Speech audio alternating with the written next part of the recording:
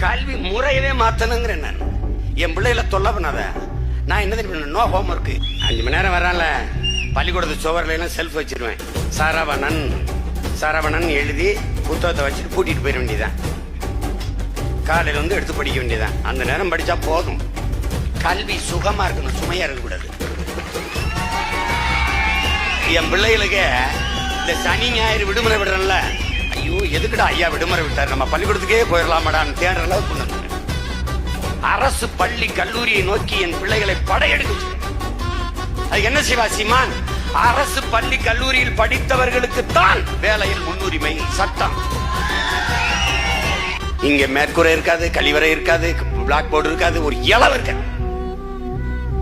சீமா வந்தா பசுஞ்சோலை பள்ளிகள், விளையாட்டு திடல் எல்லாம் இருக்கும். எல்லாம் என் பிள்ளைக்கு என்ன வேணுமோ இருக்கும். என்னடா ஒருவேளை காலையில சாப்பாடு, மதிய சாப்பாடு, நானே 3 வேளையும் சாப்பாடு, எல்லாம் என் பிள்ளைய படிக்க வைப்பேன். ஏன்? விவசாயம் நான் பார்ப்பேன்.